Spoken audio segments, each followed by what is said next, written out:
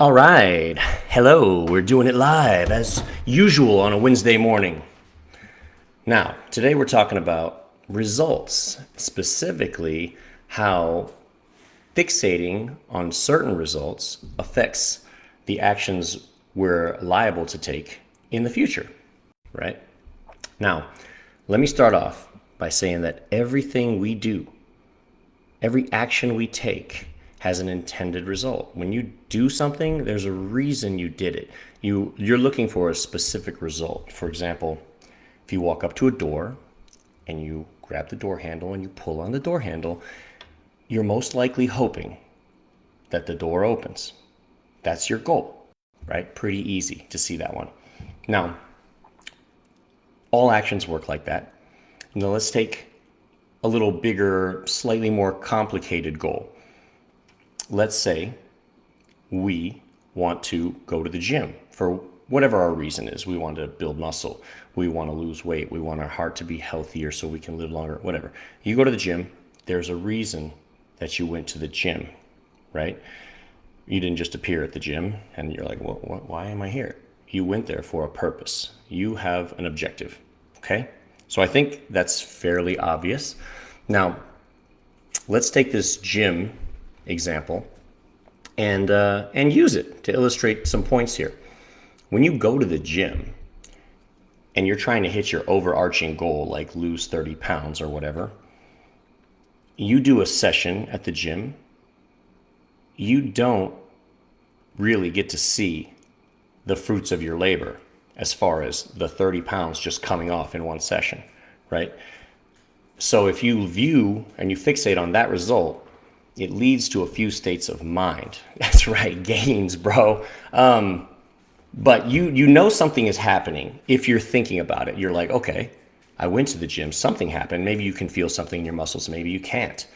But something happened, there was some growth there, right? And the more you do it, the more you kind of take that growth for granted, right? But if you fixate on the big objective, which is, I'm supposed to lose 30 pounds, during every single session, what happens is you can become discouraged. You're like, this isn't working.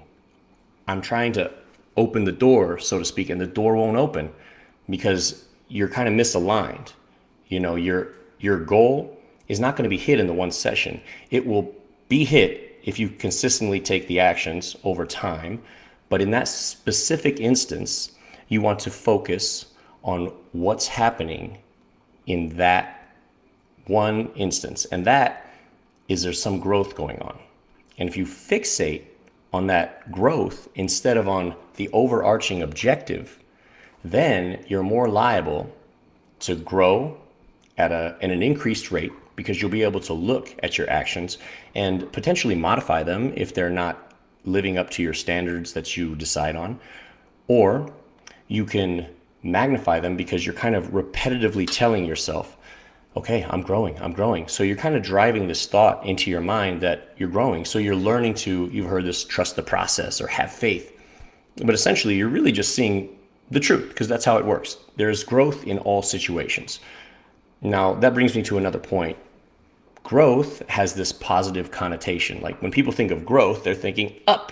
It's awesome. It's always good, positive. Not necessarily. So in every instance, there's growth within you. What kind of growth is under the microscope, right? What kind of growth? So for example, if your alarm goes off and you hit the snooze button, you're growing. You're growing into a snoozer. If your alarm goes off and you get out of bed, you click it off and you go start your routine, you're also growing. You're growing to a non-snoozer, somebody who gets right out of bed. I'm not saying which one is good or bad. That's for you to decide. But there's always growth occurring. If you decide to go to the gym, there's growth. If you decide, I don't want to go to the gym, there's growth. And each repetition, each decision you make strengthens the force within you of wanting to do that same thing again. That's how habits work. You just want to keep doing what you're doing. It starts to feel natural. This is what I do, right? So growth is always happening. And if we focus on growth in a way that says, what did I learn from this instance, from this iteration of the action I took, for example, back to the gym, what did I learn today at the gym? How can I do it better? Did I do it well? Was that up to my standards? Should I just continue to do it just the way I did it? Should I modify it? Right? Now, if we focus on that, then we can find the lessons and we're keeping our motivation going because we're driving home this idea that we're growing. And growth feels really good for people. I don't know what it is in us, but we love to grow. Growth feels great. So when we keep growing, we want to keep growing. So instead of fixating on that distant goal, I'm going to lose 30 pounds, and if I don't, this session of the gym, I'm screwed, which leads to discouragement, doubt, your self-esteem goes down, you think, I can't do this, I'm just going to quit. So what's the use? You can get away from all that. Be aware of the growth that is happening because you decided to go to the gym and embrace it. And now you've switched just by tweaking that focus. You've totally switched how you're likely to react in the future. And I just want to share that with you guys because it's so powerful. And I recently went through something where I had to remind myself of that. So I hope this had value to somebody out there. I hope you enjoy my purple t-shirt, and I hope to see you next week. Have a good week, everybody, and I'll talk to you soon.